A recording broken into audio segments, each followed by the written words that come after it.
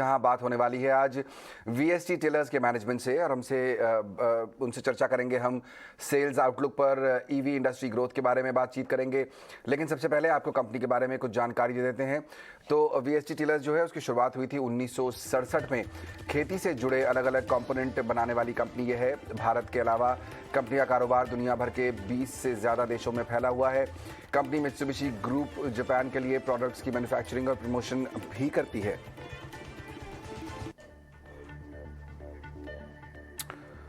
तो हमारे साथ जुड़ गए हैं वीएसटी टेलर्स के सीईओ मिस्टर एंटनी चेरुकारा। चेरुकारा साहब, बहुत बहुत स्वागत आपका ईटी नाउ स्वदेश पर। शुरुआत में अगर करूं, इस समय ब्रॉडर एनवायरनमेंट की बात करते हैं, इस समय कैसा आपको दिखाई दे रहा है? क्योंकि हम देख रहे हैं कि आपकी अगर सेल्स पे नज़र डालें, सितंबर महीने में कुछ गिरावट ज़रूर दिखी है। क्या ये शॉर्ट टर्म ब्लिप है या आपको लगता है कि ब्रॉडली एनवायरनमेंट चेंज हो रहा है और शायद दबाव दिखेगा सेल्स पर आने वाले दिनों में? नमस्कार और आप सबको ईटी नाउ में कंग्रेचुलेशंस ऑन योर एनिवर्सरी। बहुत शुक्रिया सर। जहां तक इंडस्ट्री की बात करें तो पिछले 2 महीने से रिटेल में स्लो डाउन था, और इसका कारण ये है कि काफी हद तक delayed monsoon, while overall monsoon काफी अच्छा रहा, लेकिन जो डिले हुआ काफी जगह पे, इसके वजह से सोइंग डिले हुआ, और उसके कारण there is a lesser crop area specially in rice growing areas जहाँ पे हमारा ज्यादा सेल होता है। So we saw a slowdown in August and September in retail. और हमारा कंपनी जो है रिटेल के ऊपर काम करते हैं, in the sense we don't build inventory. Channel में हम इन्वेंट्री नहीं बनाते हैं, we don't build inventory at the channel. So उस वजह से सितंबर में there is a drop. But जहां इस महीने की बात करें कि फेस्टिवल सीजन शुरू हुआ है, and we are seeing very good retails happening in the beginning of this month, and we expect this to be a blip. ये ब्लिप ही होगा और ये कंटिन्यू नहीं रहेगा। कौन से सेगमेंट में आपने ज्यादा इंपैक्ट देखा है? टिलर, पावर टिलर्स आप बनाते बेचते हैं, ट्रैक्टर्स है, कौन से सेगमेंट में आपने ज्यादा इंपैक्ट देखा पिछले महीने में?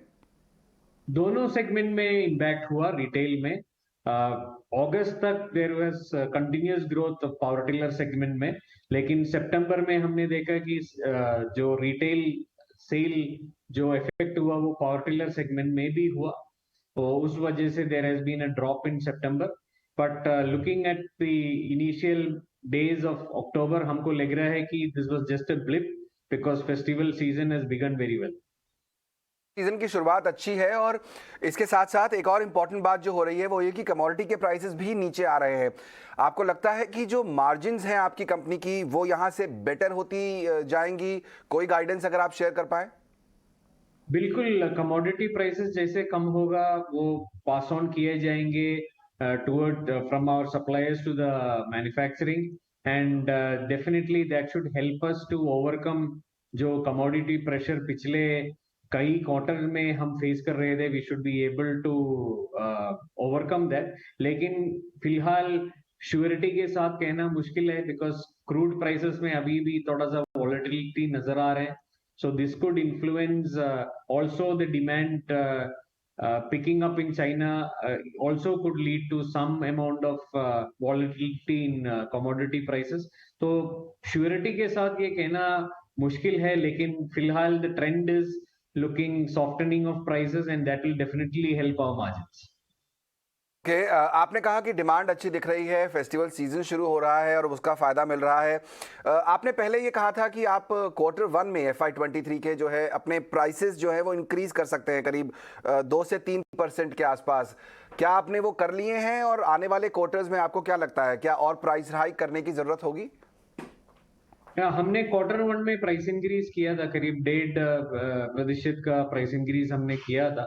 As of now we are holding on to the current prices, price increase करने की प्लान नहीं है। लाइक हमने जो कहा, वॉलेटिलिटी अभी है, लेकिन इस लेवल से अगर कमोडिटी प्राइसेस अगर इंक्रीज होगा तो फिलहाल हमको प्राइस इंक्रीज लेना पड़ेगा। But as of now we are holding on to our prices. Okay, आप इस पूरे सेगमेंट में मार्केट लीडर हैं मिस्टर चेरुकारा, और काफ़ी अच्छा परफॉर्मेंस कंपनी का रहा भी है पिछले कुछ समय में। FY23 की पूरी बात करें, पूरे साल की, अगर कोई नए प्रोडक्ट आप लॉन्च करने वाले हैं, कोई प्लानिंग आपने की है ताकि आपका ये जो पोजीशन है मार्केट लीडरशिप की वो बनी रहे और एक्सटेंड हो? बिल्कुल, हम ट्रैक्टर सेगमेंट में 2 प्रोडक्ट लॉन्च कर रहे हैं इसी महीने, और क्वार्टर 4 में भी हम लोग 2 प्रोडक्ट्स और लॉन्च करेंगे। जहाँ तक पावर टिलर की बात करें तो हम लोगों ने लास्ट ईयर हमने एक 9 एचपी प्रोडक्ट नया लॉन्च किया था, और इस साल हम कुछ innovative products power weeder segment में ऑलरेडी लाए हैं फर्स्ट हाफ में, और सेकंड हाफ में भी हम इस रेंज को बढ़ाने की प्लानिंग कर रहे हैं, और उसका लॉन्च क्वार्टर 4 में हो। ओके, ईवी सेगमेंट जो है वो काफ़ी बढ़ रहा है अक्रॉस। हमने देखा इंडस्ट्री काफ़ी सपोर्ट मिल रहा है, गवर्नमेंट का भी सपोर्ट है ईवीज को लेके। आपने भी कुछ टेक्नोलॉजिकल टाई-अप्स किए हुए हैं, क्या प्लान्स हैं आपके पूरे ईवी सेगमेंट में? किस तरह का इन्वेस्टमेंट आप करने वाले हैं एज ए कंपनी? किस तरह के लॉन्चेस हम एक्सपेक्ट कर सकते हैं आपकी तरफ से? बिल्कुल, हमने ईवी सेगमेंट में भी इन्वेस्ट किया है, बट इंडिया में, इंडियन मार्केट में ईवी स्पेशली ट्रैक्टर स्पेस में आने के लिए अभी कुछ टाइम है, it will take some time. Particularly इसका कारण ये है कि मिनिमम 6 से 8 घंटे का ऑपरेशन एक फार्मर को मिलना चाहिए। सो अभी जो टेक्नोलॉजी अवेलेबल है, it is giving something like 3 to 4 hours of continuous operation, or and if a customer has to use for 6 to 8 hours, he will have to use another stack of batteries or live charging in the field. उसका infrastructure अभी available नहीं है, और extra battery का stack लेना है तो उसका कॉस्ट भी अफोर्डेबल नहीं है। So it is going to take some time for electric tractors in India to happen, लेकिन जैसे मैंने पहले भी कहा है, कॉम्पैक्ट ट्रैक्टर सेगमेंट में ये पहले आने की उम्मीद है, and that will be sooner than later, I think. And already advanced markets में, यूएस में और यूरोप में इलेक्ट्रिक ट्रैक्टर्स का बिक्री शुरू हुआ है। The infrastructure is developed and the operational time period, especially for the small, जो छोटा ट्रैक्टर्स हॉबी फार्मिंग के लिए यूज करते हैं, उधर 6 से 8 घंटे की उनको कंटिन्यूअस वर्किंग की जरूरत नहीं है। इसी कारण 3 to 4 hours जो यूसेज है वो सफिशिएंटली मीट करता है इलेक्ट्रिक ट्रैक्टर्स, इसलिए उस उन एडवांस कंट्रीज में ये पिक हुआ है इलेक्ट्रिक ट्रैक्टर का मार्केट। और हमने भी इन्वेस्टमेंट किया है यूएस के एक कंपनी में, इलेक्ट्रिक ट्रैक्टर मैन्युफैक्चरिंग कंपनी में हमने इन्वेस्ट किया है, और we are also ready to launch tractors in India as and when the market emerges for electric tractors. हमारा पूरा तैयारी है। करेक्ट, बिल्कुल आपने सही कहा कि इंडियन मार्केट्स की कंडीशन भी अलग है और उस हिसाब से यहाँ पर रिक्वायरमेंट भी अलग है। 3 से 4 घंटा जो आपने बताया है, शायद I think it is not enough. Indian farmers को कम से कम 6 to 8 आवर्स की जो रनिंग कैपेसिटी है उसकी ज़रूरत रहेगी, और उस पर रिसर्च और डेवलपमेंट चल ही रहा है। एक लास्ट क्वेश्चन पूछूंगा मिस्टर चेरुकारा, आपके एक्सपोर्ट्स से रिलेटेड। आपने एक मेन आपका एरिया है बिजनेस का, एक्सपोर्ट्स का। आपने जो टारगेट दिया था अराउंड 2025 तक 3000 करोड़ के रेवेन्यू का, कितना हिस्सा उसमें से एक्सपोर्ट्स में आएगा? किस तरह के प्लान्स आपके चल रहे हैं आने वाले दिनों में? अभी करीब करीब 5% हमारा एक्सपोर्ट्स की रेवेन्यू है। हम लोग जो एक्सपोर्ट्स बिल्ड, ग्लोबली जो बिजनेस बिल्ड करना चाहते हैं, करीब करीब 15% से 20% तक हम उम्मीद कर रहे हैं कि दूसरा मार्केट से आना चाहिए through exports. So this is the target that we have taken. Okay, चलिए बहुत बहुत शुक्रिया मिस्टर चेरुकारा, समय निकालकर हमारे साथ आज जुड़ने के लिए और अपने प्लान्स शेयर करने के लिए।